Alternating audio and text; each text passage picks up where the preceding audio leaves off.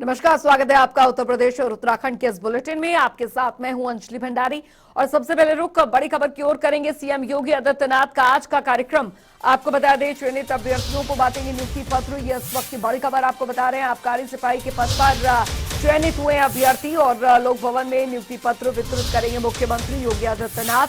चयनित अभ्यर्थियों को नियुक्ति पत्र जो है वो बांटे जाएंगे। बड़ी खबर, आबकारी सिपाही के पद पर चयनित हुए हैं ये अभ्यर्थी, जिन्हें नियुक्ति पत्र मुख्यमंत्री योगी आदित्यनाथ बांटेंगे। लोक भवन में नियुक्ति पत्र जो है वो वितरित करेंगे चयनित अभ्यर्थियों को।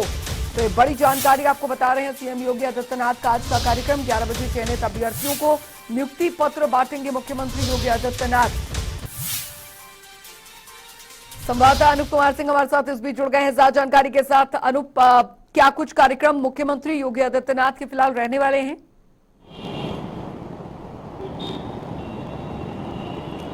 देखिए अंजलि, आज लोक भवन में आबकारी विभाग के 332 सिपाहियों को नियुक्ति पत्र वितरण करने वाले हैं मुख्यमंत्री। 11 बजे यहां पर लोक भवन पहुंचेंगे। उसके बाद कार्यक्रम का आयोजन होगा। सभी जो कांस्टेबल हैं जिनको नियुक्ति पत्र मिलना है वो लोक भवन पहुंच चुके हैं।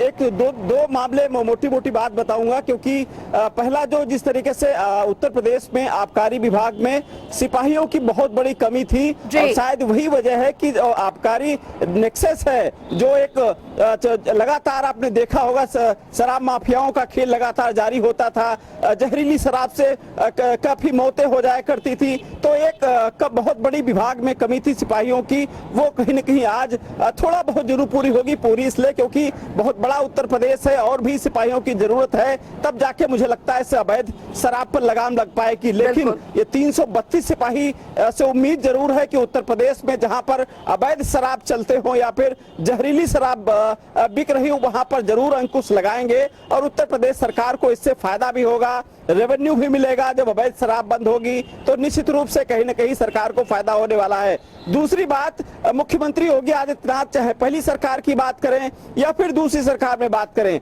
जो भी भर्ती योगी सरकार में हुई हैं उनको नियुक्ति पत्र खुद वितरण करते हैं, और साथ ही साथ उसमें यह भी नजर बना के रखते हैं कि किसी प्रकार की कहीं धांधली तो नहीं हुई है, क्या पैसे लेके मोल भाव होकर के तो नहीं भर्ती किए गए हैं। ये सब तमाम चीजों को लेकर खुद परखते हैं।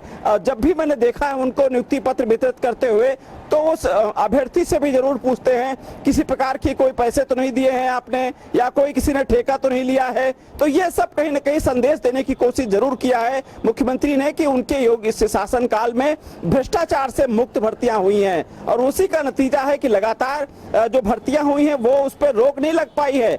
पिछले सरकारों में देखा गया है जो भर्तियां होती थी वो बहुत ही कम भर्तियां सक्सेसफुल हो पाया करती थी।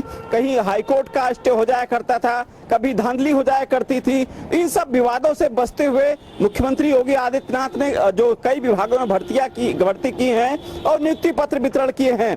अब आज का जो कार्यक्रम है 11 बजे का है। लोक भवन में मुख्यमंत्री योगी आदित्यनाथ पहुंचेंगे। उसके बाद जो अभ्यर्थी आए हैं उनको नियुक्ति पत्र वितरण किया जाएगा। उनको संबोधित भी करेंगे कि किस तरीके से उत्तर प्रदेश में काम करना है, उनकी जिम्मेदारी क्या है, उनसे जनता की अपेक्षाएं क्या हैं, क्योंकि वो एक जिम्मेदार सिपाही होंगे। उनके क्षेत्र में हल्के में किस तरीके से काम चल रहा होगा, वो कैसे निगरानी रखेंगे, इन सब तमाम चीजों को लेकर आज कार्यक्रम में मुख्यमंत्री रूबरू होंगे, और जिस तरीके से वहां पर कार्यक्रम रखा गया है उनको संबोधित भी करेंगे। साफ तौर पर ये संदेश और संकेत है यहाँ पर कि प्रदेश में कानून व्यवस्था और जो खासकर आबकारी विभाग है, जिसको लेकर कई बार, क्योंकि प्रदेश में कई तरीके की इस तरह की घटनाएं होती हैं, तो उसको किस तरीके से मैनेज किया जाए, उसको एक स्ट्रॉन्ग मैसेज यहाँ पर दिया जा रहा है। और शायद ये जो भर्तियां हैं जिनके नियुक्ति पत्र आज मुख्यमंत्री खुद हैंडओवर करने वाले हैं, तो वो इस अपने आप में एक बड़ा संकेत है यहाँ पर। अनु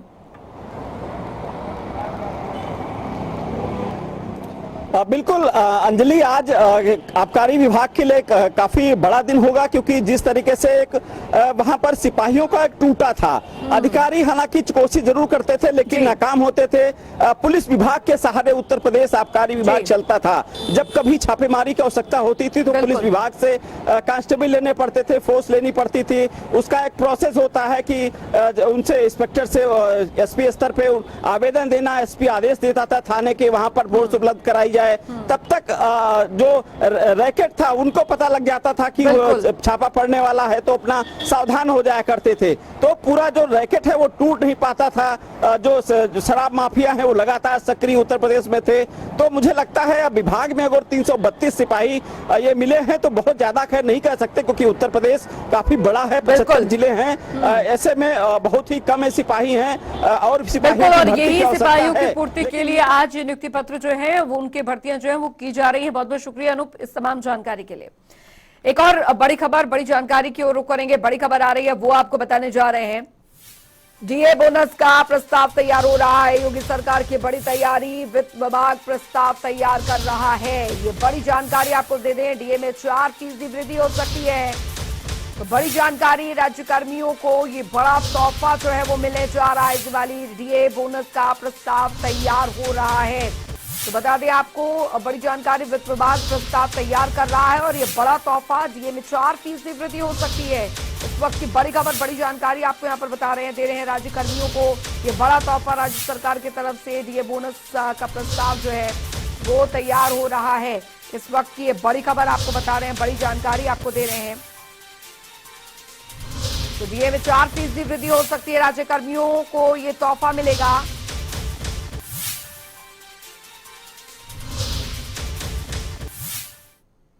आगे बढ़ेंगे, एक और बड़ी खबर की ओर रुख करेंगे। बड़ी जानकारी आ रही है वो आपको बता दें।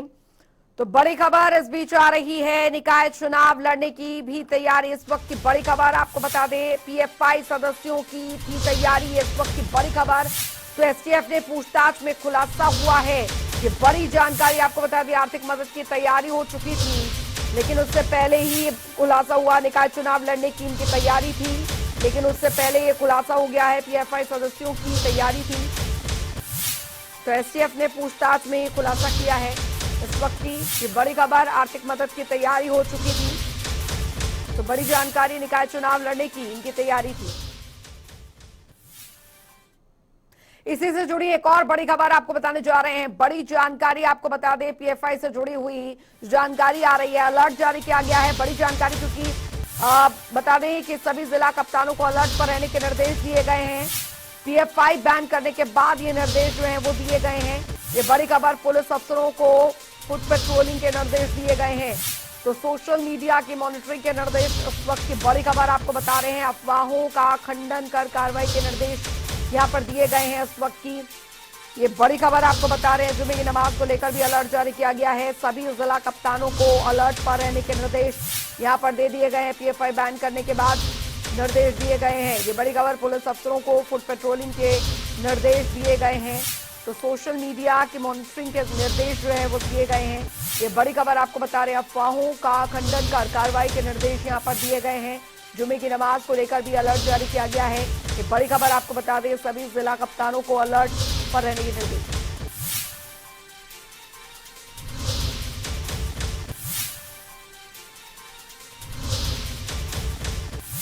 और तौकीर किदवई लखनऊ से हैदर अली हमारे साथ गाजियाबाद से जुड़ गए हैं ज्यादा जानकारी के साथ। लखनऊ का सबसे पहले यहाँ पर रुक कर लेते हैं, क्या कुछ स्थिति वहां पर बनी हुई है, क्योंकि पीएफआई को बैन करने के बाद अलर्ट भी जारी कर दिया गया है। तौकीर, जी देखिए, लखनऊ में करीब 12 से ज्यादा लोगों को गिरफ्तार किया गया था। इसके अलावा पूरे उत्तर प्रदेश में 57 से ज्यादा लोगों की इसमें गिरफ्तारी हुई थी। इसके बाद ये भी माना जा रहा था कि कई ऐसे संगठन हैं जो पीएफआई के अलावा उसे समर्थित हैं, तो वो इसमें हंगामा कर सकते हैं, सड़कों पर आ सकते हैं, कुछ साजिश रच सकते हैं। तो ऐसे में अलर्ट जारी किया गया डीजीपी की तरफ से, और खासतौर पर सोशल मीडिया पर निगाह रखने की बात कही गई है कि किसी भी तरह की अफवाह हो तो उस पर तुरंत अंकुश लगाया जाए, ऐसे लोगों को गिरफ्तार किया जाए जो अफवाह फैला रहे हो।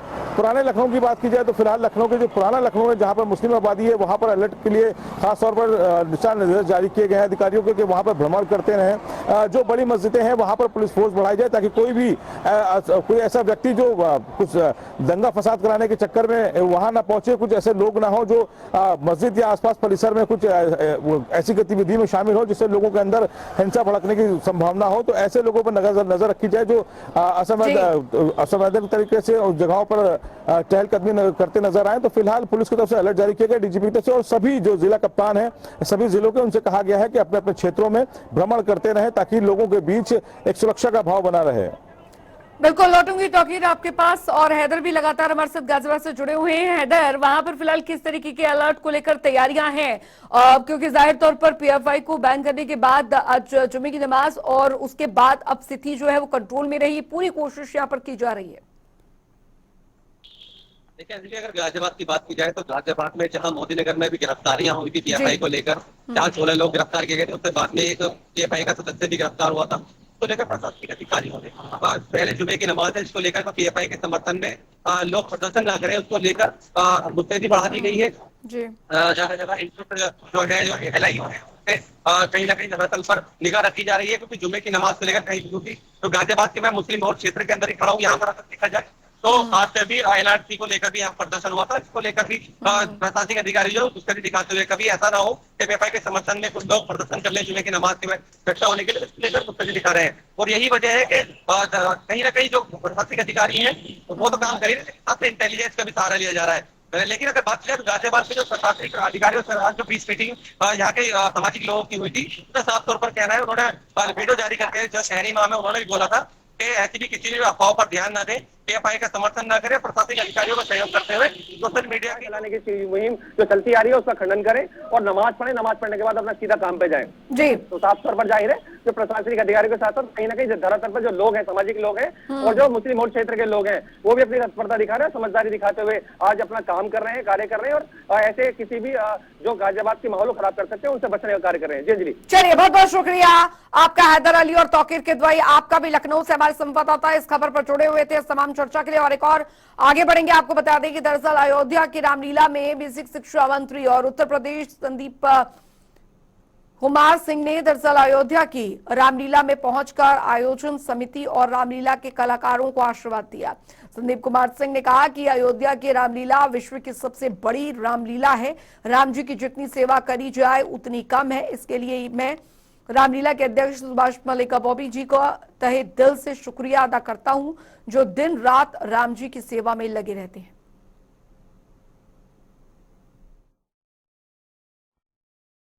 भगवान राम की जो लीला है अयोध्या से निकल करके आज देश में पूरे विदेशों में अयोध्या की रामलीला का डंका बजता है। पूरे विश्व में इस समय अयोध्या की रामलीला की धूम है, अपना ही रिकॉर्ड अयोध्या तोड़ेगी।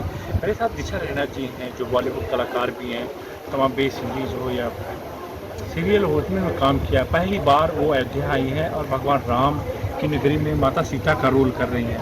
पहली बार अयोध्या आई हो और माता सीता का रोल कर रही हैं, क्या कहेंगे? बॉलीवुड से सीधा निकल के अयोध्या में भगवान राम की क्या पैदा हुई, क्या कहेंगे? जय श्री राम सभी को। मेरा नाम दिशा रैना है और मैं माता सीता का किरदार निभा रही हूँ। जैसा कि उन्होंने बोला, बॉलीवुड से निकलकर अयोध्या में आना, बॉलीवुड चाहे जितना भी बड़ा हो लेकिन अयोध्या से बढ़कर नहीं हो सकता। और अयोध्या श्री राम की जन्मभूमि है और वहाँ पर ना आना हो और ऐसा किरदार ना निभाना हो, मैं इस अपॉर्चुनिटी को बिल्कुल भी जाने नहीं दे सकती थी। तो मेरे जितने भी प्रोजेक्ट्स आए उससे बढ़कर मुझे ये प्रोजेक्ट लगा, बिकॉज मेरे लिए माता सीता का किरदार निभाना है, उससे बहुत कुछ सीखना और अयोध्या में आने का मौका मिला मुझे, उससे बड़ी बात मेरे लिए और कोई नहीं हो सकती। और मैं अपने आप को चोजन वन समझती हूँ। भगवान ने मुझे इस किरदार के लिए चुना है, श्री राम ने मुझे इस किरदार के लिए चुना है, तो मैं बहुत ही खुशनसीब हूँ। जैसा कि दिशा बता रही थी आप कि मेरी जो शुरू से थी बचपन से मैं टीचिंग लाइन में मैं जाना चाहती, तो ये जो रोल किया आपको सीता का, तो टीचिंग वाला रोल टीचिंग भूल गई कि नहीं, ये बताओ पहले। अभी भी टीचिंग याद है? नहीं, मैं टीचिंग अभी भी करती हूँ। कभी कभी अपने कहीं ना कहीं से मैं अपने कजिन्स को या किसी रिलेटिव होता है उनके बच्चों को, ये सब तो चलता रहता है। बट हाँ, हर जगह से आपको कुछ सीखने को मिलता है।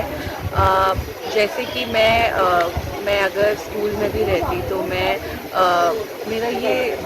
मेरा जो ये थिएटर, मेरा जो जहाँ पे मेरा मन लगा वहाँ से भी मैं बहुत कुछ सीख रही हूँ। और टीचिंग तो होता है ना, बचपन में आपको टीचर्स से बहुत प्यार होता है तो आप ऐसे होते हैं कि नहीं मैं भी एक दिन टीचर बनना चाहूँगी।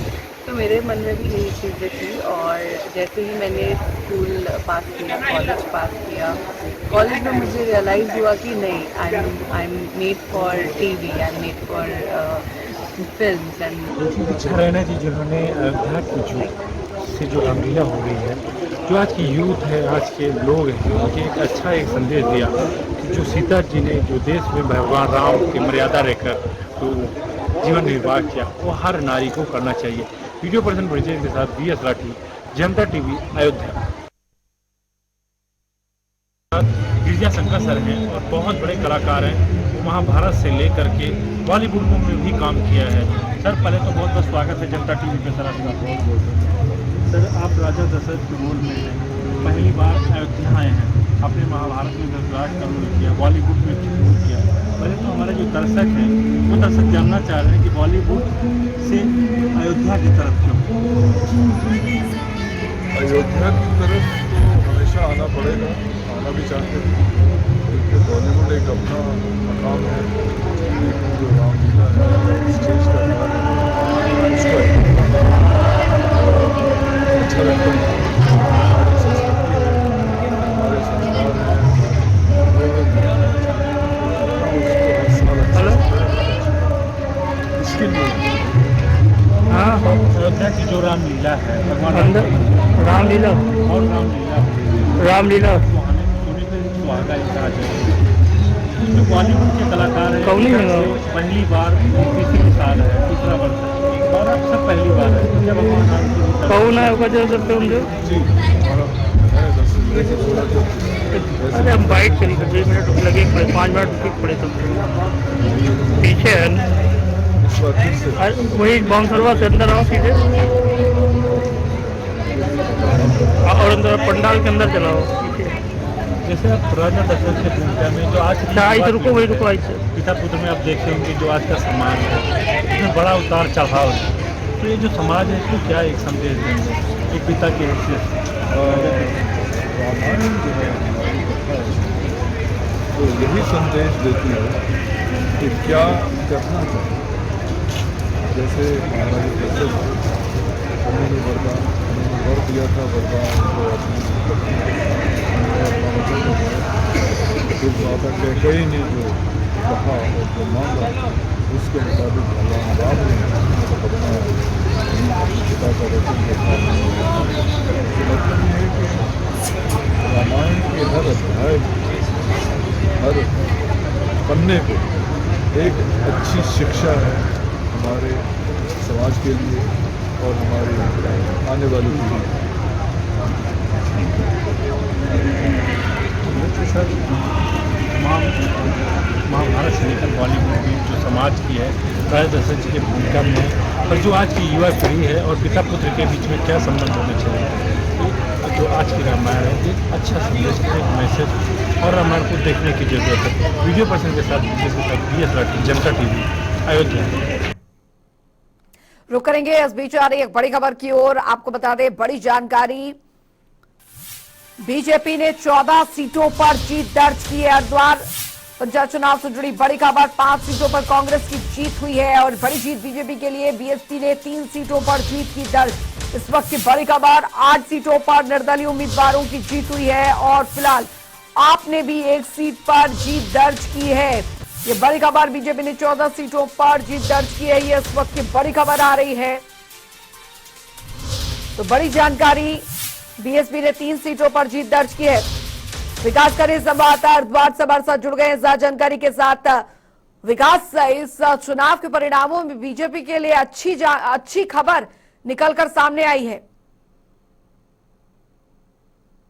बिल्कुल अंजलि, आपको बता दें बीजेपी ने इस बार जो है 2.5 का आंकड़ा भी पार किया है। अगर 2010 की बात करें तो कहीं ना कहीं 2.5 से पहले ही बीजेपी सिमट गई थी और कहीं ना कहीं इस बार जो है रिकॉर्ड तोड़ बीजेपी ने जो यहाँ पर पूर्ण बहुमत से जो इनके प्रत्याशी उन्होंने जीत हासिल की है और इसको लेकर लगातार जो प्रत्याशी पूरी तरह से खुशी की लहर उनमें दिखाई दे रही है। उनके जो समर्थक है वो भी पूरे ढोल नगाड़ों के साथ जो है झूमते हुए दिखाई दे रहे हैं। तो ऐसे में जो हरिद्वार जिले की बात करें तो हरिद्वार जिले में पूरा खुशी का माहौल है और फिलहाल जो है अभी भी अंतिम चरण में मतगणना चल रही है और कई परिणाम अभी आने बाकी है। अंजलि, बिल्कुल बिल्कुल, हालांकि कांग्रेस की तरफ से इसको लेकर काफी हंगामा जो है वो यहाँ पर किया गया है।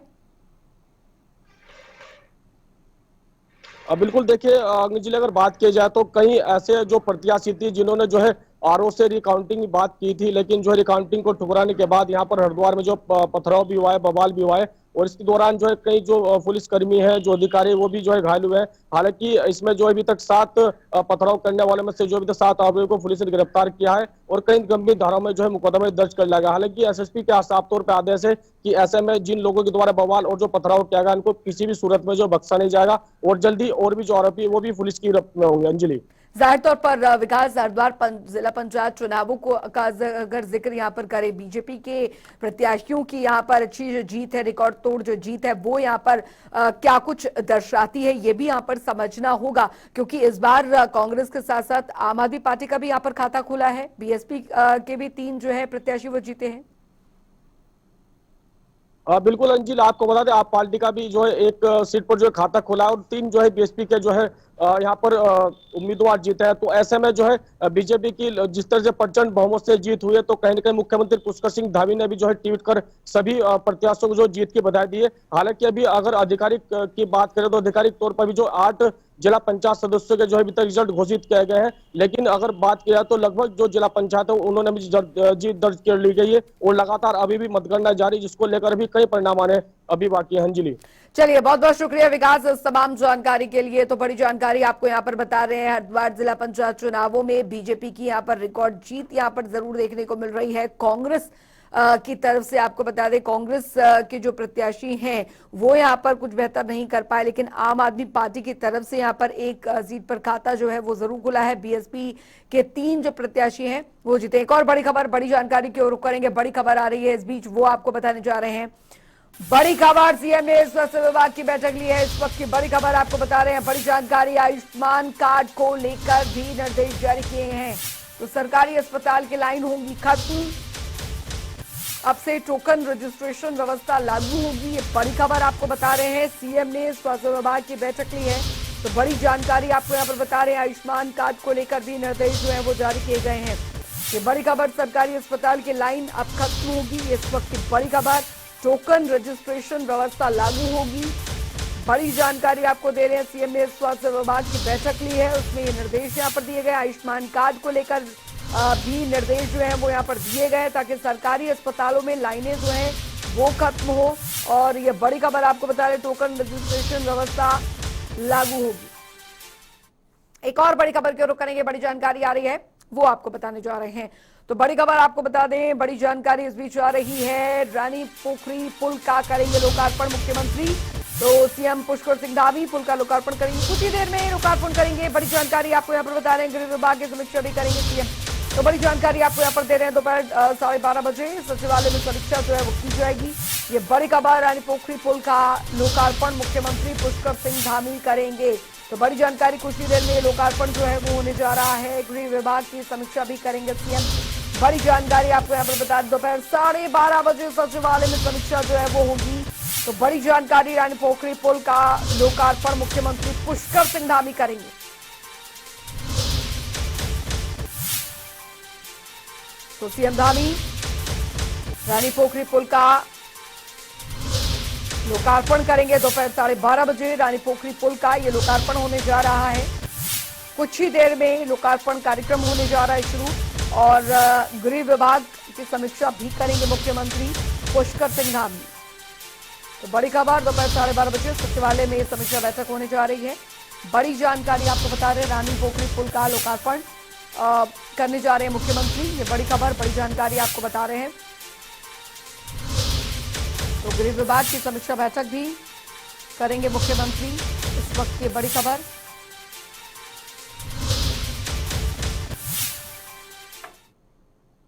चलिए, वक्त एक छोटे से ब्रेक का और चला है, आप बने रहिए जनता टीवी के साथ।